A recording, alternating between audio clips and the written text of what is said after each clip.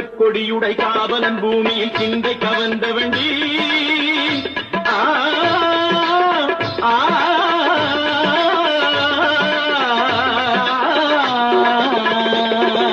சேவர் கொடியுடை காவலன் பூமியில் சிந்தை கவர்ந்த வண்டி உயர் சீனத்து நண்பர்கள் வேல் குத்தி ஆடிடும் யோகத்தை தந்த வண்டி